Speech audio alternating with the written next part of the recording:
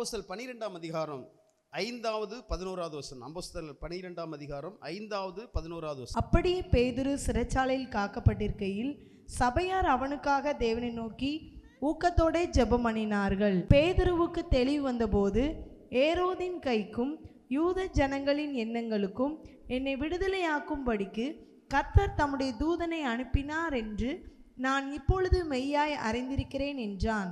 ஆமாம். எல்லாரும் அப்படியே கண்களை மூடி, ஆண்டவரே நீர் எங்களோடு பேசுமப்பா, மனுஷனுடைய சத்தத்தை நாங்கள் கேட்க வரல ஆண்டவரே, இந்த மனுஷனை மறைத்து நீங்கள் தான் பேசணும். எல்லாரும் கண்களை மூடி ஜெபிங்க பார்க்கலாம். உடைய வார்த்தையிலே ஜீவன் உண்டு, உடைய வார்த்தையில வல்லமுண்டு ஆண்டவரே, நீங்கள் தான் பேசணும்ப்பா. வார்த்தை கொண்டு அற்புதத்தை நீங்கள் செய்ய போறீங்க ராஜா, உமக்கு ஸ்தோத்திரம். பிள்ளைகளோடு பேசுகிறபடியால் உமக்கு நன்றி. நீங்கள் வழி நடத்துங்கப்பா, உடைய வார்த்தை கொண்டு வழி நடத்துங்க, இயேசுவின் நாமத்தில் பிதாவே ஆமென்.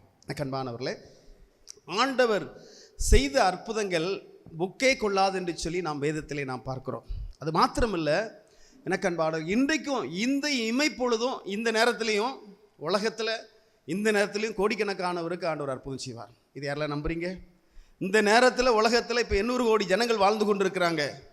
இந்த நேரத்தில் இப்போ ஜெபிக்காதவங்க யாரும் இருக்க முடியாது. இந்த நேரத்தில் கண்டிப்பாக கிட்டத்தட்ட 1 கோடி பேர், ஏன்னா 400 கோடி ஜனங்கள் இயேசுவை தொழுது கொள்கிறாங்க. 1 கோடி பேராவது இப்போ தொழுது கொண்டு இருப்பாங்க. இப்போவும் அற்புதம் நடக்கும்.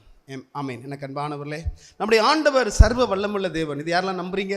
ஆண்டவர் மரித்து உயிர்த்தெழுந்ததுக்கு அப்புறம் அப்போஸ்தலர் நாட்களையும் அநேக அற்புதங்கள் ஆண்டவர் செய்திருக்காரு. கொஞ்சம் தாங்க எழுதப்பட்டிருக்கு.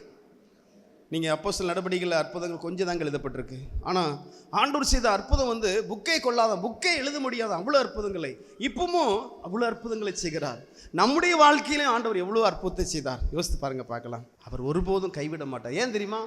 அவர் மனுகுலத்தை உண்டாக்கின ஆண்டவர். வெறும் களிமண்ணை கொண்டு மனுஷனை உருவாக்கின தேவன். அதாவது எந்த வேதத்திலையும் ஒரு மனிதன் எப்படி உருவாக்கப்பட்டான், மனுகுலத்தை படைத்தது யார் என்று சொல்லி எந்த வேதத்திலும் தெளிவாக கிடையாதுங்க. ஆனால் பைபிளில் மாத்திரம்தான் மனுகுலத்தை ஆண்டவர் எப்படி சிருஷ்டித்தார், இந்த வானம் பூமி எல்லாவற்றையும் உண்டாக்கினது யார், அவர் எப்படி சிருஷ்டித்தார் என்று சொல்லி இந்த பைபிள் மாத்திரம் தான் சொல்லுது. கைகளை தட்டி கத்த நாம் மைப்படுத்தும். அதனால தான் பைபிள் ஒரு வசனம் உண்டு, கர்த்தரை தெய்வமாய் கொண்ட ஜனங்கள் பாக்கியவான்கள். நாம் அற்புதங்களை பெற்றுக்கொள்ள வேண்டும் என்று சொன்னால் முதல்ல கிறிஸ்துவை நாம் சரியாக நாம் அறிந்து கொள்ள வேண்டும். இன்றைக்கு அநேகர் ஏன் அற்புதம் பெற்றுக்கொள்ள முடியல அப்படின்னா, இன்றைக்கு அநேகர் கிறிஸ்துவை சரியாக அறிந்து கொள்ளலை. நீங்கள் பைபிளில் பார்த்தீங்கன்னா அன்னைக்கு கானா ஊரில் அநேகருக்கு அற்புதம் நடக்கலை. ஆண்டவர் யார் தலையிலெல்லாம் கை வச்சாரோ அவங்களுக்கு தான் அற்புதம் நடந்துச்சு. ஏன் அப்படின்னு பார்த்தீங்கன்னா அவங்களுடைய அவிசுவாசம். அவங்களுடைய அவிசுவாசம் என்ன அப்படின்னா, கடவுள் மனிதனாய் பூமிக்கு வந்தார் இயேசு கிறிஸ்து என்று சொல்லி அந்த ஜனங்களை விசுவாசிக்கல. அவங்க என்ன நினைச்சாங்க அப்படின்னா, இவர் தச்சனுடைய குமாரன் அல்லவா, இவனுடைய அப்பா யோசேப்பு, இவனுடைய அம்மா மரியாள் என்று சொல்லி ஆண்டவருடைய தெய்வீகம் தெரியாதபடி இயேசு கிறிஸ்து எப்படி மனிதனாய் பூமிக்கு வந்தார் இதை சரியா அறிந்து கொள்ளாதபடி, இவங்க சரியா ஆண்டவருடைய தெய்வீகத்தை அறியாதபடி, கிறிஸ்து கடவுள் என்று சொல்லி அறியாதபடி இருந்தபடினால தான் அன்றைக்கு அவங்க அற்புதங்கள் பெற்றுக்கொள்ள முடியல. எனக்கு அன்பானவர்களே, இப்போ நம்ம எப்படி நாம் அற்புதத்தை நாம் பெற்றுக்கொள்கிறோம் அப்படின்னா, நமக்கு தெரியும் இயேசு கிறிஸ்து மெய்யான தேவன். அவர் தான் மனுகுலத்தை உண்டாக்கின ஆண்டவர். அவர் தான் மனுகுல மீட்புக்காக மனிதனாய் பூமியில இரத்தத்தை சிந்தி மரித்து உயிர்த்தெழுந்தார், இப்பொழுது நமக்குள்ளே ஜீவிக்கிறார் என்று சொல்லி நமக்கு தெரியும். இன்றைக்கி அநேகருக்கு தெரியல. அப்படிங்கிறனால அற்புதங்கள் பெற்றுக்கொள்ள முடியல. நம்ம விசுவாசித்து ஜெபிக்கிறோம், ஆண்டவர் நம்முடைய கண்ணீரை துடைக்கிறார், நம்முடைய நிந்தைகளை நீக்கி போடுகிறார். இப்போ என்ன சம்பவத்தை இன்னைக்கு நம்ம பார்க்க போறோம் அப்படின்னா, கிறிஸ்து மரித்து உயிர்த்தெழுந்ததுக்கு அப்புறம் அப்போஸ்தலர்கள் கிட்டத்தட்ட 120 பேர் அபிஷேகம் பெற்று அவங்க ஊழியம் செய்றாங்க, ஆண்டவரை ஆராதித்து ஜெபிச்சாங்க. இன்றைக்கு எத்தனை பேர் தெரியுமா? கிட்டத்தட்ட 400 கோடி ஜனங்கள் இன்றைக்கு கிறிஸ்துவை தொழுது கொள்றாங்க. மொத்தத்தில் 120 பேர் அந்த சீசர்களை கொண்டு அநேக அற்புதங்களை ஆண்டவர் செய்தார். அதில் ஒரு அற்புதத்தை இன்னைக்கு நம்ம பார்க்க போகிறோம். யூத ஜனங்களை ஆண்டது யாருன்னு சொன்னீங்கன்னா ரோம அரசு. ரோமர்கள் யூத ஜனங்களை ஆள்றாங்க. ஏரோதுடைய பேரன் இந்த காலத்தில் யாரு அதில் ராஜாவாக இருந்தான்னு சொல்லி பார்த்தீங்கன்னா, அந்த ஏரோது அவனுடைய பேரன் பேதுரு சிறைச்சாலையில் இருக்கும்போது அவன் தான் ராஜாவாக இருக்கிறார். இப்போ என்ன நடக்கு அப்படின்னா, யூதர்களுக்கு என்ன அப்படின்னா, இயேசு கிறிஸ்துவை பிரசங்கம் பண்ண பிடிக்காது. இயேசு கிறிஸ்துவை கடவுளாய் பிரசங்கம் பண்ண அவங்களுக்கு பிடிக்காது. இயேசு கிறிஸ்து கடவுள், அவர் தான் மேசியா, அவர் தான் தேவகுமாரன், அவர் தான் கிறிஸ்து, அவர் மரித்து உயிர்த்தெழுந்தார், அவர் அற்புதங்களை செய்வார், பாவத்திலிருந்து விடுதலை கொடுப்பார், கண்ணீரை துடைப்பார், நிந்தைகளை நீக்கி போடுவார், இப்படி பிரசங்கம் பண்ணால் யாருக்கு பிடிக்காது அப்படின்னா யூதர்களுக்கு பிடிக்காது, அந்த இஸ்ரவேல் ஜனங்களுக்கு. ஆனால் இஸ்ரவேல் ஜனங்களை ஆளுகை செய்கிறது யாரு அப்படின்னா ரோம அரசு ஆளுகை செய்கிறாங்க. இப்போ என்ன நடக்கு அப்படின்னா இந்த ரோம ராஜா அந்த அவருக்கு என்ன ஆயிட்டு அந்த ஏரோதுக்கு, அதாவது இவங்களை பிரியப்படுத்தணும். யாரை? யூதர்களை பிரியப்படுத்தணும். அப்போ யூதர்களுடைய பிரியம் என்ன அப்படின்னா இயேசுவை பிரசங்கிக்கிறவங்கெல்லாம் அவங்கள கொல்லணும், அவங்கள இல்லாமல் ஆக்கிடணும். இதுதான் யூதர்களுடைய விருப்பம். அப்போ ஏற்கனவே பாருங்கள், அந்த வசனத்தை நீங்கள் படித்து பார்த்தீங்கன்னா படிமா, அதில் ஏற்கனவே யாக்கோப்பை என்ன செஞ்சுருப்பாங்க? கொலை செய்திருப்பாங்க. அதான் யோவானுடைய சகோதரன் ஆகிய யாக்கோப்பை நீங்கள் படிங்க, 12ஆம் அதிகாரத்தில் 2ஆம் வசனம் படிங்க. யோவானுடைய சகோதரனாகிய யாக்கோப்பை பட்டயத்தினாலே கொலை செய்தான். யாரு? அந்த ஏரோது ராஜா. அந்த ஃபர்ஸ்ட் வசனத்தில் படிக்கும்போது அக்காலத்திலே ஏரோது ராஜா சபையிலே சிலரை துன்படுத்த தொடங்கி யோவானுடைய சகோதரனாகிய யாக்கோப்பை பட்டயத்தினாலே கொலை செய்தான். ஏற்கனவே ஒரு சீசரை, ஒரு அப்போஸ்தலரை கொலை செய்துட்டாங்க. யாரு? இந்த ஏரோது ராஜா. எதற்காக கொலை செய்தார் அப்படின்னா யூதர்களை பிரியப்படுத்த வேண்டும் என்று சொல்லி இப்படி ஒரு கொலை நடந்திருக்கு. இப்போ என்ன அப்படின்னா சீசர்கள்லாம் பயப்படுறாங்க. என்ன பயம் அப்படின்னா ஊழியம் செய்ய பயப்படுறாங்க. அதனால இவங்க என்ன செய்றாங்க? வீடுகளில் ஜெபக்கூட்டம் நடத்துறாங்க. வீடுகளில் உட்காந்து கடவுள் பூட்டி கொண்டு எல்லா வீடுகளையும் ஜெபக்கூட்டம் நடக்கு. யாரெல்லாம் கிறிஸ்துவை கடவுளாக ஏற்றுக்கொண்டு பாவத்திலிருந்து விடுதலையாக்கப்பட்டாங்களோ இவங்கெல்லாம் என்ன செய்றாங்க அப்படின்னா வீடுகள் தோறும் கூடி கூடி ஜெபிக்கிறாங்க. நிறைய சீசர்கள் பெருகிட்டே இருக்கிறாங்க. இப்போ இந்த நேரத்தில் என்ன நடக்கு அப்படின்னு பார்த்தீங்கன்னா யாக்கோப்பை, முதல் அப்போஸ்தலன் யாக்கோப்பை என்ன செய்றாங்க? கொலை செய்கிறாங்க. இது யூதர்களுக்கு ரொம்ப பிரியமாக இருக்கிறபடினால அதில் 3ஆம் வசனத்தை படிக்கும்போது பாருங்க, அது யூதருக்கு பிரியமாக இருக்கிறது என்று அவன் கண்டு. யாரு? ராஜா.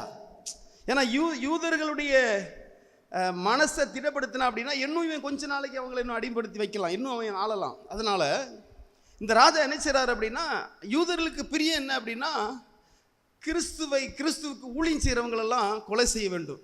இப்போ என்ன செய்கிறாங்க? பேதுருவையும் பிடிக்கணும்னு சொல்லி பேதுருவும் பிடிக்கிறாங்க. அதை படிமா, அந்த வசனத்தை படி, 4ஆம் வசனத்தை படி. அது யூதருக்கு பிரியமாய் இருக்கிறது என்று அவன் கண்டு பேதுருவையும் பிடிக்க தொடர்ந்தான். அப்பொழுது புளிப்பில்லாத அப்ப பண்டிகை நாட்களாய் இருந்தது. அவனை பிடித்து சிறைச்சாலையிலே வைத்து பஸ்கா பண்டிகைக்கு பின்பு ஜனங்களுக்கு முன்பாக. இவர்களுடைய ஒரு முக்கியமான ஒரு பண்டிகை என்னன்னா பஸ்கா. நம்ம எல்லாருக்கும் தெரியும். இஸ்ரவேல் ஜனங்களை எகிப்து அடிமையாய் பிடித்திருக்கும் போது, அந்த அடிமையத்திலிருந்து விடுவிக்கும் போது அந்த பஸ்காவை அதிலிருந்து அவங்க தொடர்ந்து பஸ்காவை கொண்டாடிட்டு இருக்காங்க. ஒரு முக்கியமான பண்டிகை அப்படின்னா யூதர்களுக்கு பஸ்கா பண்டிகை. இப்போ இந்த பஸ்கா பண்டிகையில் என்ன செய்கிறாங்க அப்படின்னா உலகத்தில் இருக்க எல்லா யூதர்களும் எங்கே வந்துடுவாங்கன்னா எருசலேமுக்கு வந்துடுவாங்க. அதாவது சுருக்கமாக சொல்கிறதா இஸ்ரவேல் நாட்டுக்கு போயிடுவாங்க. உலகத்தில் இருக்கிற இப்போ மாதிரி இவ்வளோ பெரிய உலகம் கிடையாது, இவ்வளோ பெரிய ஜனங்கள் கிடையாது, இவ்வளோ பெரிய நாடுகள் கிடையாது. அப்போ ஒரு சில நாடுகள் தான் உலகத்தில் இருக்குது. இது 2000 வருஷத்துக்கு முன்னாடி எழுதப்பட்டது. நல்ல கவனமாக கேளுங்க. இப்போ என்ன நடக்கு அப்படின்னா அன்றைக்கு யூதர்கள் கொஞ்சம் சிதறி இருந்தபடினால இந்த பஸ்கா பண்டிகைக்கு எல்லாரும் எங்கே கூடிடுவாங்க? இஸ்ரவேல் தேசத்தில். கொஞ்சம் கவனமாக கேளுங்கம்மா, இஸ்ரவேல் தேசத்தில் கூடிடுவாங்க. இப்படி கூடியிருக்கும் போது அந்த நேரத்தில் யூதர்களை பிரியப்படுத்தும்படியாய் அன்றைக்கு சிறையில் இருக்கிற அந்த பேதுருவை கொலை செய்யணும்னு சொல்லி யூதர்கள் மத்தியில் கொலை செய்யணும்னு சொல்லி இவன் திட்டம் போட்டு வச்சிருக்கான். யாரு? ஏரோது ராஜா. நல்லா கவனமாக கேளுங்க. இப்போ இங்கே என்ன நடக்கு அப்படின்னா யூதர்களுக்கும் அது ரொம்ப விருப்பமாக இருக்குது. எப்போ பேதுருவை கொலை செய்ய மாட்டாங்க, எப்போ ஜனங்கள் மத்தியில் கொலை செய்ய மாட்டாங்கன்னு சொல்லி அவங்க துடிக்கிறாங்க. இந்த ராஜாவுக்கும் அவ்வளோ ஒரு ஆசையாக இருக்குது. அதனால் பேதுருவை சிறைச்சாலையில் பத்திரமா காத்து வச்சுருக்காங்க. ஏன்னா அவன் தற்கொலை பண்ண மாட்டான். ஆனால் அவங்களுக்குள்ள ஒரு எண்ணம், அவன் தற்கொலை பண்ணிடக்கூடாதுன்னு சொல்லி அவனை பாதுகாப்பாக அவனுக்கு அவ்வளோ ஒரு சேவகர்கள், அதாவது காவல்காரில் வைத்து அவனை பாதுகாப்பாக வச்சிருக்கிறாங்க. இப்போ என்ன நடக்கு பாருங்க, 5ஆம் வசனத்தை படிமா, சீக்கிரம் படி. 5ஆம் வசனத்தை படி. பேதுரு சிறைச்சாலையிலே சிறைச்சாலையில் காக்கப்படுகையில் சபையார் அவனுக்காக. நல்லா கேளுங்க, இப்பதான் பாயிண்ட் வருது. சபையார் எல்லாரும் பேதுருக்காக என்ன செய்றாங்க? ஊக்கமா ஜெபிக்கிறாங்க. இப்போ எல்லாருக்கும் தெரிஞ்சு போச்சு பேதுரு சிறைச்சாலையில் இருக்கிறாரு. எல்லா விசுவாசிகளுக்கும் தெரிஞ்சிட்டு, எல்லா சபையாருக்கும் தெரிஞ்சிட்டு பேதுருவை கொலை செய்ய போறாங்க. அதுவும் யூதர்கள் மத்தியில் கொலை செய்ய போறாங்க. பாருங்க, சபையார் எல்லாரும் பேதுருக்காக ஊக்கமாக ஜெபிக்க ஆரம்பிச்சிட்டாங்க. நல்ல கவனமாக கேளுங்கம்மா, ஜெபிக்கலைன்னா எந்த அற்புதமும் நீங்கள் பெற்றுக்கொள்ள முடியாது. பக்கத்தில் கையை பிடிச்சி சொல்லுங்க பார்க்கலாம். எல்லாரும் பக்கத்தில் கையை பிடிச்சி சொல்லுங்க, நீ ஜெபிக்கலை அப்படின்னா எந்த ஒரு ஆசீர்வாதத்தையும் பெற்றுக்கொள்ள முடியாது. ஆமென். நம்மெல்லாம் உண்மையான கடவுளை நாம் அறிந்திருக்கிறோம். எந்த ஒரு விக்கிரகத்தை நம்ம தேடலைங்க, விக்கிரகத்தை நம்ம வணங்கலை. நம்ம ஆண்டவர் ஜீவனுள்ள தேவன், அவர் படைத்த ஆண்டவர், அவரை நாம் வணங்குகிறோம், அவரை நாம் அறிந்திருக்கிறோம். நல்ல கவனமாக கேளுங்க. நீ ஜெபிக்காம எந்த ஆசீர்வாதத்தை நீ பெற்றுக்கொள்ள முடியாது. இது முதல்ல நல்லா புரிஞ்சுடுங்க. இப்போ பேதுருக்காக சபையார் எல்லாரும் ஊக்கமா ஜெபிக்க ஆரம்பிச்சிட்டாங்க. சபையார் எல்லாரும் ஏற்கனவே பயம், கிறிஸ்தவர்கள் எல்லாம் பிடிக்கிறாங்க, கிறிஸ்தவங்கள்லாம் அடிக்கிறாங்க, அவ்வளோ ஒரு பயப்படுகிற ஒரு காலம். அந்த காலத்தில் என்ன செய்கிறாங்க அப்படின்னா, சபையார் எல்லாரும் கதவை பூட்டி வீட்டில் உட்காந்து ஜோம்ன ஆரம்பிச்சிட்டாங்க. எப்படி ஜெபிக்க ஆரம்பிச்சிட்டாங்க? ஆண்டவரே, பேதுருவை நீர் பாதுகாக்கணும்ப்பா, பேதுருவை நீங்கள் விடுவிக்கணும் ஆண்டவரே, அந்த ராஜாவோட நீர் பெரியவர், யூதா ஜனங்களையோட நீர் பெரியவர் ஆண்டவரே, நீர் பெரியவர், நீர் சர்வ வல்லமுள்ள தேவனப்பா, நீர் மனுகுலத்தை உண்டாக்கின ஆண்டவர், நீங்கள் தான்ப்பா மனுஷனை பாதுகாக்க முடியும், நீங்கள் தான் மனுஷனை விடுவிக்க முடியும். அன்றைக்கு சாத்ராக்கு, மேசாக்கு, ஆபேத்நேகோ விடுவித்த ஆண்டவர், தானியேலை விடுவித்த ஆண்டவர், ஆண்டவரே இந்த பேதுருவை நீர் விடுவிக்க வேண்டுமப்பா. ஊக்கமான ஜெபம். உன்னுடைய ஊக்கமான ஜெபத்துக்கு ஆண்டவர் பதில் கொடுப்பார். இது யாரெல்லாம் நம்புறீங்க? ஆமீன். ஊக்கமான ஜெபம்னா என்ன தெரியுமா? அதாவது கருத்தாய் ஆண்டவரிடத்தில் உள்ள காரியத்தை அப்படியே சொல்றதாங்க ஊக்கமான ஜெபம். இப்போ இவங்க எல்லாரும் என்ன சொல்றாங்க? ஆண்டவரே, பேதுருவை நீர் விடுவிக்கணும், சிறைச்சாலையில் இருக்கிற பேதுரு கொலை செய்யப்படக்கூடாது, அவனுக்கு ஜீவன் வேணும். ஜீவன் யாருங்க கொடுக்க முடியும்? ஏசப்பாதான் கொடுக்கும். பக்கத்தில் கையை பிடிச்சி சொல்லுங்க பார்க்கலாம். உங்களுக்கு ஜீவன் ஏசப்பாதான் கொடுக்க முடியும். ஆமீன். சபையார் எல்லாரும் பேதுருக்காக ஊக்கமாக ஜெபிக்க ஆரம்பிச்சிட்டாங்க. ஆண்டவரே, நல்ல கவனமாக கேளுங்க. ஆண்டவர் மனிதனாய் வாழ்ந்த நாட்களில் சீசர்கள்ட்ட ஒரு வார்த்தை சொல்லுவாருங்க, மேலும் விசுவாசம் உள்ளவர்களாய் ஜெபத்திலே எவைகளை கேட்பீர்களோ அவைகள்லாம் பெற்றுக்கொள்வீர்கள் என்று சொல்லி. இதெல்லாம், இந்த வார்த்தையெல்லாம் ஆண்டவர்கிட்ட கேட்டிருக்காங்க. சும்மா இருப்பாங்களாங்க? அவர் சொல்கிறார், மேலும் மலையை பார்த்தே தள்ளுண்டு போனாலும் மலையே தள்ளுண்டு போயிருமா. ஆமீன். ஜெபத்துக்கு அவ்வளோ வல்லமை உண்டுங்க. இது யாரெல்லாம் நம்புறீங்க? பக்கத்தில் கையை பிடிச்சி சொல்லுங்க பார்க்கலாம். ஜெபத்துக்கு அவ்வளோ வல்லமை உண்டு. தம்பிமாரெலாம் நல்ல கவனமாக கேளுங்கம்மா. இன்னும் உங்களுடைய வாழ்க்கை பயணத்தில் பாடு வரும், உபத்திரம் வரும். நீங்கள் ஜெபிச்சிங்கன்னா உங்களுக்கு எப்பவும் வெற்றி தான். இது யாரெல்லாம் நம்புறீங்க? ஆமீன். ஒரு கிறிஸ்தவனாக இருந்து அவன் ஜெபிக்கலை, நல்ல கவனமாக கேளுங்க, அக்காமாரில் கேளுங்க. நீங்கள் கிறிஸ்தவங்களாக இருந்து நீங்கள் ஜெபிக்கலை அப்படின்னா நம்மளை போல பரிதபிக்கப்பட்டவர்கள் ஒருவரும் இல்லை. கடவுளை நம்ம கண்டு கொண்டோம், உண்மையான ஆண்டவரை நாம் அறிந்து கொண்டோம். அவரை அறிந்து கொண்டு நாம் ஜெபிக்கலை அப்படின்னா யோசித்து பாருங்கள் பார்க்கலாம். எவ்வளோ ஒரு பரிதாபம் பார்த்தீங்களா? யோசித்து பாருங்கள் எனக்கு அன்பானவர்களே. உண்மையிலே நாம் ஜெபிக்கும்போது ஆண்டவர் இயற்கைக்கு அப்பாற்பட்ட அற்புதத்தை செய்வார். இது யாரெல்லாம் நம்புறீங்க? இப்போ என்ன நடக்க தெரியுமா? நான் உங்களுக்கு திரும்பியும் சொல்கிறேன், நீங்கள் ஜெபிக்காமல் எந்த ஒரு ஆசீர்வாதமும் ஆண்டவர்கிட்ட பெற்றுக்கொள்ள முடியாது. நீங்கள் நினைக்கிற காரியம்லாம் நடக்காதுங்க ஜெபிக்காமல். பக்கத்தில் கையை பிடிச்சி சொல்லுங்க பார்க்கலாம். நீங்கள் நினைக்கிற காரியம் ஜெபிக்காமல் நடக்காது. சிலவங்க மனக்கோட்டை காணுவாங்க தெரியுமா? அவங்களாவே கற்பனையில் இப்படி நடக்குமா, இப்படி நடக்குமா, இப்படி செய்யணும், இப்படி செய்யணும்னு சொல்லி நினைப்பாங்க தெரியுமா? இந்த நினைக்கிறதுக்கு வேண்டுவதற்கும் அதிகமாக செயல்படணும்னா அதுக்கு ஜெபந்தாங்க. கைகளை தட்டி கத்த நாமத்தை மைப்படுத்தும். ஹல்லேலூயா. நம்ம ஒரு கனவு வச்சிருப்போம் தெரியுமா? கனவு எல்லாருக்குள்ளே ஒரு தரிசனம் இருக்கும். அந்த தரிசனம் நிறைவேற வேண்டும் என்று சொன்னாங்க. சிலவங்க அந்த ஜெபிக்காத சோம்பேறிகள், யாரை குறைச்சிடல, சோம்பேறிகள் நிறைய கனவு வச்சுருப்பாங்க, ஆனால் அவங்க ஜெபிக்க மாட்டாங்க. அது கிடைக்குமா? கிடைக்காது. சொல்கிறவங்களுக்கு புரியுதா? ஆமீன். ஒரு மனுஷன் ஜெபிக்கலை அப்படின்னா ஆண்டவருடைய ஆசீர்வாதத்தை பெற்றுக்கொள்ள முடியாது. இப்போ சபையார் எல்லாருக்கும் தெரியும், கண்டிப்பாக நம்ம ஏசப்பாட்ட வேண்டி கண்டிப்பாக கேட்டோம் அப்படின்னா கண்டிப்பாக பேதுருக்கு விடுதலை கிடைக்கும். எப்படியாவது ஆண்டவர் பேதுருவை விடுவிப்பார். நம்ம எல்லாரும் ஜெபிப்போம். நல்ல கவனமாக கேளுங்க. விசுவாசம் குறைஞ்சிட்டுங்க அவங்களுக்கு கொஞ்சம். ஏன்னா பயம், நம்மளையும் பிடிச்சிட்டு போயிடுவாங்களோ அப்படி சொல்லிட்டு பயம். நமக்கும் சில நேரத்தில் பயம் இருக்கும், ஆனால் ஜெபிச்சா தப்பிச்சிட்டோம். ஆமீன். பயம் இருக்குங்க. சில நேரத்தில் பாடுகள் பிரச்சனை வரும்போது பயம் இருக்கும், ஆனால் அந்த நேரத்தில் ஜெபிக்கணும். யோசிப்பாத்து தெரியுமா? அவனுடைய வாழ்க்கை எனக்கு ரொம்ப பிடிக்கும். அதாவது அவனுக்கு விரோதமாக நிறைய நாடுகள் சூழ்ந்துட்டாங்க, யூதர்களுக்கும் அவர் யோசபாத் ராஜாவுக்கு விரோதமாய். அப்போ இதெல்லாம் அறிவிக்கும் போது அவனுக்குள்ள ஒரு பயம் இருக்கு. பைபிள் சொல்லுது, அவன் பயந்து உபவாசத்தை கூறினானாம். பயம் ஒரு பக்கம் விசுவாசம். இப்போ என்ன நடக்கு அப்படின்னா ஜெபிக்கிறாங்க. என்ன நடந்துச்சு பார்த்தீங்களா? அவங்களுக்குள்ளே சண்டை போட்டு அவங்களே மறிச்சிட்டாங்க. இவனை ஏற்று வந்தவங்க. யோசித்து பாருங்க பார்க்கலாம். ஜெபத்துக்கு எவ்வளோ மதிப்பு பார்த்தீங்களா? என்ன கண்பானவர்களே, உலகத்திலே ஒரு பெரிய ஆயுதம் என்ன அப்படின்னா ஜெபந்தான். இப்போ பேதுருக்காக ஜெபிக்கலன்னு வைங்களேன், அன்றைக்கு எப்படி யாக்கோப்பை கொலை செய்தார்களோ அதே போல் பேதுருவை என்ன செஞ்சுருப்பாங்க, கொலை செய்திருப்பாங்க. அப்போ நம்ம ஜெபித்தாதான் நமக்கு அற்புதம் நடக்கும், ஜெபித்தாதான் நம்முடைய குடும்பம் ஆசீர்வதிக்கப்படும், ஜெபித்தாதான் உன்னுடைய புலம்பலை ஆண்டவர் ஆனந்த களிப்பை மாற்றுவார்.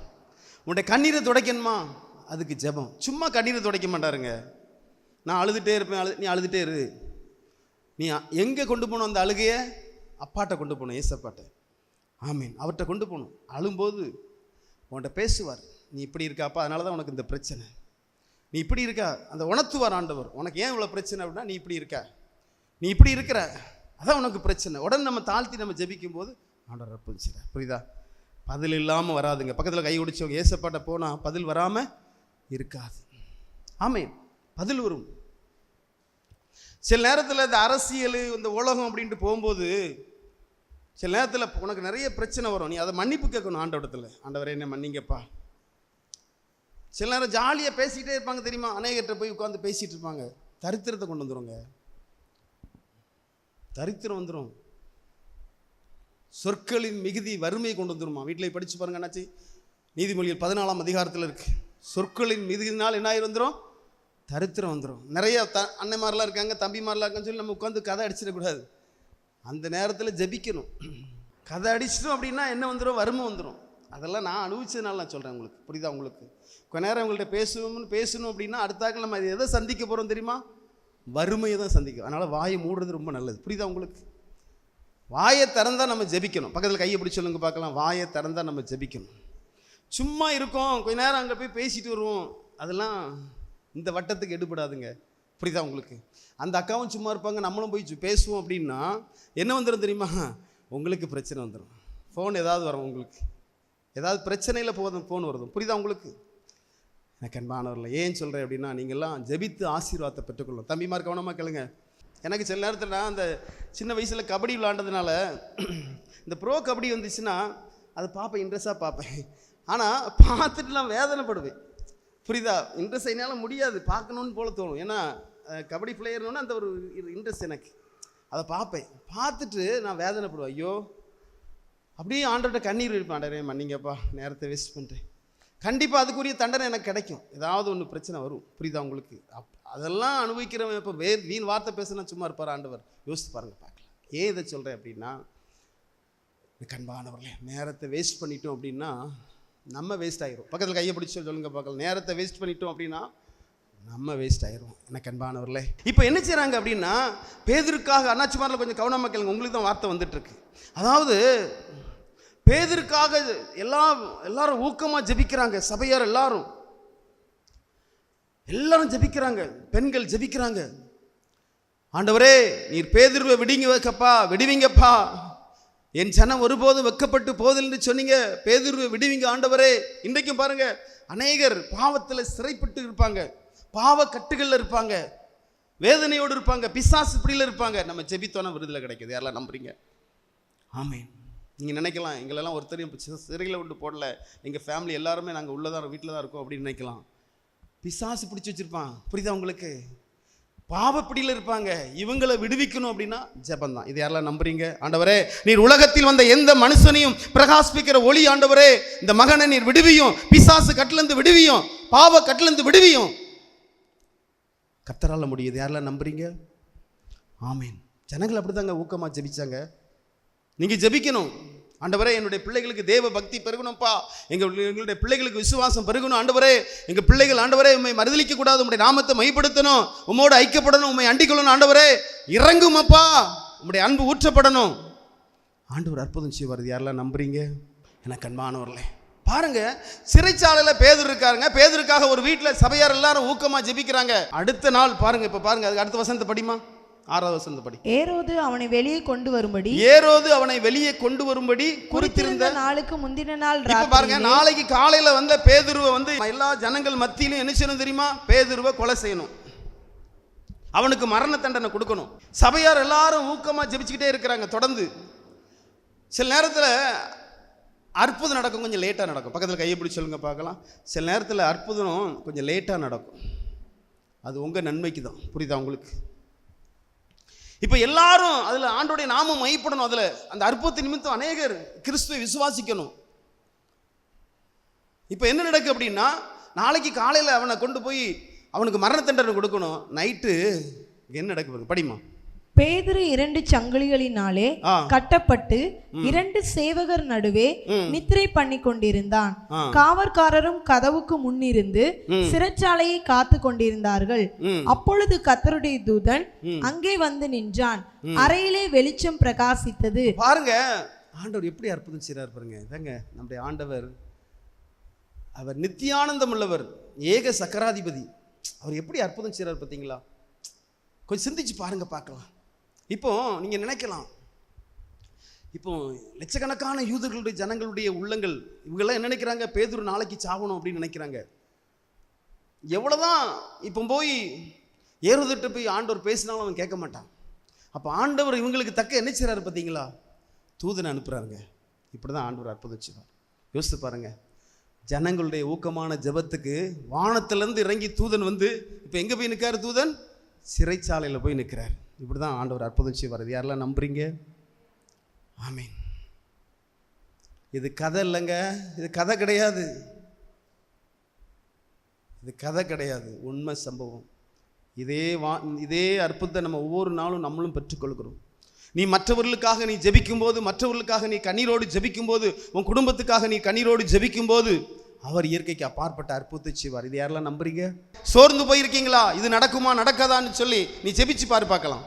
நீ ஆண்டவர் நோக்கி ஜெபிச்சு பாரு. உன்னை தாழ்த்தி, ஆண்டவரே இனி நான் எந்த விக்கிரகத்தை வணங்க மாட்டேன்ப்பா, பொய்யான தெய்வத்தை நான் வணங்க மாட்டேன், ஆண்டவரே என்னை மன்னிங்கப்பா, என்னை மன்னிங்க, நீர் ஒருவரே மெய்யான தேவன், நீங்க தான் மனுகுலத்தை உண்டாக்கின ஆண்டவர், நீங்க தான் மனுகுல மீட்புக்காக மனிதனாய் வந்து ரத்தத்தை சிந்தி மரித்து உயிர்த்தெழுந்த ஆண்டவர் தகப்பனே என்று சொல்லி உங்களை தாழ்த்தி தெய்வ சமூகத்தில் நீங்கள் ஜெபிச்சிங்கன்னா எப்பேற்பட்ட பிரச்சனாலும் ஆண்டவர் அற்புதம் செய்வார். யாரெல்லாம் நம்புறீங்க? ஆமீன். இப்போ சபையார் எல்லாரும் ஊக்கமாய் பேதுருக்காக ஜெபிக்கிறாங்க. ஆண்டவர் சிறைச்சாலைக்கு யார் போயிட்டா? தூதன் அனுப்பிட்டார். கண்பான சிறைச்சாலைக்கு தூதன் போன உடனே அவர் வெளிச்சம், அந்த வெளிச்சம் பாருங்க என்ன நடக்கு பாருங்க. அது தொடர்ந்து அது படிங்க, ரொம்ப அருமையா இருக்கும் அந்த வார்த்தை, படிங்க பாருங்க. வெளிச்சம் பிரகாசித்தது, அவன் பேதுருவை விழாவை தட்டி சீக்கிரமா எழுந்திரு என்று அவனை எழுப்பினான். உடனே சங்கிலி அவன் கைகளில் இருந்து விழுந்தது. தூதன் அவனை நோக்கி உன் அறைய பாருங்க. காவலாளிகள் இப்போ என்ன நடக்கு அப்படின்னா, பேதுருக்கு ஒரு பயம். ஆண்டுடைய பிள்ளைகளுக்கு பயம் இருக்காது மரணத்தை குறித்து. நல்லா புரிஞ்சுடுங்க. ஆண்டுடைய பிள்ளைகளுக்கு மரணத்தை குறித்து பயம் இருக்காது. நாளைக்கு காலையில் பேதுரு சாகணும், அவன் தூங்கிட்டு இருக்காங்க, நல்லா நித்திரை பண்ணிட்டு இருக்கார். பைபிள் தெளிவாக சொல்லுது. உண்மையிலே ஆண்டுடைய பிள்ளைகளுக்கு என்ன இருக்கும் தெரியுமா? அவங்களுக்கு பரலோக தரிசனம் இருக்கும். பரவாயில்ல, முடிஞ்சு ஊழியத்தை முடிச்சிட்டோம், நல்லா ஊழியம் பண்ணிட்டோம், சரி அவருடைய ராஜ்யத்துக்கு நம்ம போயிடலாம், நிம்மதியாக தூங்குறாரு. இப்போ நம்ம எப்படி சில நமக்குள்ள அவிசுவாசம், நம்ம பயப்படுவோம், அப்படி தானே? ஐயோ நாளைக்கு நம்ம செத்து போயிடுவோம், நாளைக்கு நம்ம செத்து போயிடுவோம், நாளைக்கு நம்ம செத்து போயிடுவோம், நாளைக்கு நம்ம. அவருக்கு அந்த பயம் கிடையாது. பைபிள் சொல்லுது அவர் அழகா நித்திரை பண்ணிட்டு இருக்கார். எனக்கு அன்பானவர், இதாங்க இப்போ என்ன நடக்குது தெரியுமா? தூதன் வந்த உடனே காவல் காத்த காவலாளி நித்திரை ஆயிட்டான், இவர் எழும்பிட்டார். கைகளை தட்டி கத்த நாமத்தை மைப்படுத்த. இதாங்க அற்புதம். புரியுதா உங்களுக்கு? இப்படிதான் அற்புதம் நடக்கும். ஏம்மா நல்ல கவனமாக கேளுங்கம்மா, இது கதை கிடையாதுமா. இப்படி தான் உங்களுடைய வாழ்க்கையில் அற்புதம் நடக்கும். நீங்கள் ஜெபிச்சு பாருங்கள், ஊக்கமாக ஜெபிச்சு பாருங்கள், உங்களை தாழ்த்தி தெய்வ சமூகத்தில் ஜெபிச்சு பாருங்கள். கொஞ்சம் டைம் உண்டுங்க. உங்களுக்கு ஜெபிச்சு உங்களை தாழ்த்தி ஜெபிக்கும் போது சில காரியத்தை ஆண்டவர் உங்கள்கிட்ட உணர்த்துவார். அதை கீழ்ப்படியணும் நீங்கள். புரியுதா? உங்களுக்கு உடனே அற்புதம் நடக்காது சில நேரத்தில். இப்போ எங்கே எப்போ நடக்குது தெரியுமா? கொஞ்ச நாளாக ஜெபிச்சிட்டு இருக்காங்க, ஆனால் அடுத்த நாள் காலையில் அவன் கொலை செய்யப்பட வேண்டும், இரவு அற்புதம் நடக்கு. சோர்ந்து போகாதீங்கம்மா, அவர் உங்களை கைவிடவே மாட்டார். ஏசப்பா உங்களை கைவிட மாட்டார். சோர்ந்து போகாதீங்க, இயேசு உங்களை கைவிட மாட்டார். என்ன நடக்கு பாருங்க, படிமா, அதை படிமா, தொடர்ந்து படி பார்க்கலாம். அந்தபடியே அவன் புறப்பட்டு அவனுக்கு பின் சென்று தூதனால் செய்யப்பட்டது மெய்யென்று அறியாமல் தான் ஒரு தரிசனம் காண்கிறதாக நினைத்தான். அவர்கள் பாருங்க, இதுல ரொம்ப ரொம்ப அற்புதமான 10ஆம் வசனத்தை படிமா. அவர்கள் முதலாம் காவலையும் இரண்டாம் காவலையும் கடந்து நகரத்திற்கு போகிற இருப்பு கதவண்டையிலே வந்தபோது அது தானாய் அவர்களுக்கு திறவுண்டது. கதவுலாம் தானா திறக்குதுங்க. யோசித்து பாருங்க, பார்க்கலாம். இது கதை கிடையாதுமா, நிச்சயம். சினிமாவில் கதைக்கு இப்படி பண்ணுவாங்க, பார்த்துருக்கீங்களா? இது நிச்சயம். புரியுதா உங்களுக்கு? இது சினிமாவில் நடக்கும், அது பொய். ஆனால் இது நிஜம். புரியுதா உங்களுக்கு? தானாகவே கதவு திறக்கு, தானாகவே அது மூடுது. யோசித்து பாருங்க, பார்க்கலாம். இந்த கண்பான நம்முடைய ஆண்டவர் எவ்வளோ பெரியவர் பார்த்தீங்களா? அவர் ஆளக்கூடாத காரியம் ஒன்றுமில்லை. ஆமாம், எதை செய்தாலும் அது நன்மைக்கு இதுவாகவே நடத்துவார். இது யாரெல்லாம் நம்புறீங்க? ஆமேன். இப்போ அது அவனுக்கு ஒரு கனவு போல இருக்குங்க. சில நேரத்தில் நமக்கு சில காரியம் ஒரு கனவு போல தாங்க இருக்கும். இப்போ அவனுக்கு ஒரு கனவு போல இருக்கு. சில நேரத்தில் அற்புதம் கனவு மாதிரி தான் இருக்கும். ஆமேன். தங்கச்சி கொஞ்சம் கேளுங்கம்மா. அற்புதம் சில நேரத்தில் ஒரு கனவு மாதிரி தான் இருக்கும்மா. புரியுதா உங்களுக்கு? ஆமேன். இதை யாரெல்லாம் நிறைய அனுபவிச்சிருக்கீங்க மாத்திரம் கையை தூக்குங்க பார்க்கலாம். காணும், கையே காணும். ஆமேன். இந்த கண்பானவர்களே, அவர் ஒருபோதும் உங்களை கைவிட மாட்டார். செபிக்காதபடி வாழ முடியாது, செபிக்காதபடி எந்த ஒரு ஆசீர்வாதத்தையும் பெற்றுக்கொள்ள முடியாது. ஆமீன். அதனால சொன்னார், கேளுங்கள் அப்பொழுதும் கொடுக்கப்படும், கேட்கிறவன் எவனும் பெற்றுக்கொள்வான். இந்த கண்பான உங்களுடைய ஜீவியமே ஜெபமாக மாறிட்டா எப்படி இருக்கும் யோசித்து பாருங்க பார்க்கலாம். சபையார் உட்கார்ந்து இந்த காரியத்துக்காக ஜெபித்த போது ஆண்டவர் இயற்கைக்கு அப்பாற்பட்ட அற்புதத்தை செய்தார். நம்முடைய அதாவது நான் யாரையும் குறை சொல்லல, நல்லா கவனமாக கேளுங்க. பைபிளில் ஆண்டவரை அறிந்து ஜெபிக்கல அப்படின்னா அவங்களுக்கு ஒரு பேர் சோம்பேறி. நல்லா கவனமாக கேளு. யாராக இருந்தாலும் சரி, நீங்கள் ஆண்டவரை அறிந்து நீங்கள் ஜெபிக்கல, இன்னும் நீங்கள் புலம்பலோடு இருக்கீங்க அப்படின்னா சோம்பேறி. இன்னும் புலம்பிட்டு தான் இருப்பீங்க. இந்த கண்பானவர்களே, ஆண்டவர் உங்களை கைவிட மாட்டார். ஆமேன். இன்னையிலேருந்து ஒரு தீர்மானம் பண்ணுங்க. ஆண்டவரே, ஜெபித்து நான் ஆசீர்வாதத்தை பாருங்க. என்ன ஆகிட்டு பாருங்க. இப்போ ஜெபிக்கிற இடத்துக்கு வந்துட்டார். பேர் 11ஆம் வசனத்தை படிமா. பேதுருவுக்கு தெளிவு வந்தபோது ஏரோதின் கைக்கும் யூத ஜனங்களின் எண்ணங்களுக்கும் என்னை விடுதலை ஆக்கும்படிக்கு கர்த்தர் தம்முடைய தூதனை அனுப்பினார் என்று நான் இப்பொழுது மெய்யாய் அறிந்திருக்கிறேன் என்றான். அவன் இப்படி நிச்சயித்து கொண்டு மார்க்கு என்னும் பேர் கொண்ட யோவானுடைய தாயாகிய மரியாள் வீட்டிற்கு வந்தான். எங்க வந்துட்டான் தெரியுமா? ஜெபிக்கிற வீட்டுக்கே வந்துட்டாங்க. கைகளை தட்டி கர்த்தர் நாமத்தை மைப்படுத்து. இப்போ அவங்களுக்கே பாருங்க, யோசிக்கிறாங்க பாருங்க. அதில் என்ன நடக்கு பாருங்க. அருமையான வார்த்தை பாருங்க. அதெல்லாம் படிமா. அங்கே அநேகர் கூடி ஜெபம் பண்ணி கொண்டிருந்தார்கள். பேதுரு வாசற்கதவை தட்டின போது ரோதை என்னும் பேர் கொண்ட ஒரு பெண் ஒன்று கேட்க வந்தால், அவள் பேதுருவின் சத்தத்தை அறிந்து சந்தோஷத்தினால் கதவை திறவாமல் உள்ளே ஓடி பேதுரு வாசலுக்கு முன்னே நிற்கிறார் என்று அறிவித்தாள். அவர்கள், நீ பிதற்றுகிறாய் என்றார்கள். அவளோ, அவர்தான் என்று உறுதியாய் சாதித்தாள். அப்பொழுது அவர்கள், நல்ல கவனமா கேளுங்க. இந்த பொண்ணு போய் சொன்ன உடனே அங்க இருக்க அந்த ஜனங்கள் என்ன சொல்றாங்க? நீ பிதற்றுகிறாய். என்ன கண்பானவர்களே, நல்ல கவனமா கேளுங்க. பார்த்தீங்களா, பயத்தோடு வாழ்ந்து கொண்டிருக்கலாம். நீங்கள் ஜெபிங்கம்மா, ஆண்டவர் அற்புதம் செய்வார். உங்களை பயம்லாம் போயிடும். உங்கள் கண்ணீரை துடைப்பார், உங்களுடைய நிந்தைகளை நீக்கி போடுவார். என்ன நடந்து பார்த்தீங்களா? இப்படி தான் ஏசப்பா அற்புதம் செய்வார். எல்லாரும் எழுந்து நிற்கலாமா தேவ சமூகத்தில்? அப்படியே கொஞ்ச நேரம் ஜெபிக்கலாமா? இப்போ ஜெபிக்க போகிறோம். இப்போ நான் முடிச்சிருவேன். எல்லாரும் ஜெபிப்போம். ஆண்டவர் இயற்கைக்கு அப்பாற்பட்ட அற்புதத்தை செய்ய போகிறார். இது யாரெல்லாம் நம்புறீங்க? அன்றைக்கு எப்படி பேதுருவை கர்த்தர் விடுவித்தாரோ அதே போல இன்றைக்கு நமக்கும் ஆண்டவர் அற்புதம் செய்ய போகிறார். இது யாரெல்லாம் நம்புறீங்க? ஆண்டவர் உங்களுக்கு இயற்கைக்கு அப்பாற்பட்ட அற்புதத்தை செய்வார். கர்த்தர் ஆளக்கூடாத காரியம் ஒன்றுமில்லை. இதோ மாம்சமான யாவருக்கும் நான் தேவனாகிய கர்த்தர். என்னால் செய்யக்கூடாத ஒரு அதிசயமான காரியம் ஒன்று உண்டோ? ஆமேன். கொஞ்ச நேரம் ஏசப்பட்ட பேசலாமா? ஆமேன். அன்றைக்கு எப்படி சபையாரெல்லாம் பேதுருக்காக ஊக்கமாய் ஜெபித்தார்களோ அதே போல் உங்களுக்கு என்ன தேவையோ அதை ஆண்டவர்கிட்ட கேட்க போகிறீங்க. ஆண்டவர் உங்களுக்கு இலவசமாக அற்புதம் செய்ய போகிறார். உங்களை தாழ்த்துங்க தெய்வ சமூகத்தில். அப்பா, என்னை மன்னிங்க ஆண்டவரே, என்னை மன்னிங்கப்பா. இனி நான் உமக்கு பிரியமாக நான் வாழ்வேன் தகப்பனே. என்னை மன்னிங்கப்பா. நீங்கள் இல்லாமல் நான் வாழ முடியாது ஆண்டவரே. இந்த நேரத்தில் ஆண்டவரே, என்ற விண்ணப்பத்துக்கு நீங்கள் பதில் கொடுங்கப்பா. ஏசப்பட கொஞ்ச நேரம் பேசுங்க பார்க்கலாம். அவர் இரக்கமுள்ள தேவன், மனதுருக்கமுள்ள ஆண்டவர். பிள்ளைகளுடைய எல்லா விண்ணப்பத்துக்கும் பதில் கொடுத்தீங்க ராஜா, உமக்கு ஸ்தோத்திரம். பிள்ளைகளோடு பேசினீர் தகப்பனே. நாம் ஜெபித்தாதான் நம்ம பாதுகாக்கப்பட முடியும். ஜெபித்தாதான் கர்த்தர் நம்மளை விடுவிப்பார் என்று சொல்லி நீ பேசினீர் ராஜா. உங்களுடைய வார்த்தை, உங்களுடைய வசனம் பிள்ளைகளுக்குள்ளே கிரீச்சிட்டோம். நேரத்தை வேஸ்ட் பண்ணாதபடி எவ்வளோ ஜெப குறிப்பு இருக்கு ஆண்டவரே. எல்லாரையும் ஜெப வீராங்கனை மாற்றுகிறபடியாலும் மக்கள் நன்றி செலுத்துகிறோம். தொடர்ந்து நீங்க நடத்துங்கப்பா. இயேசுவி நாமத்தில் பிதாவே. என் ஆத்துமாவே கர்த்தரை ஸ்தோத்திரி, முழுவதுமே பரிசுத்த நாமத்தை ஸ்தோத்திரி. என் ஆத்துமாவே கர்த்தரை ஸ்தோத்திரி, அவர் செய்த சகல பாவங்களை மறவாதே. ஆமென். ஹல்லேலூயா, ஹல்லேலூயா. ஆமென். கர்த்தர் உங்களை ஆசீர்வதிப்பார்.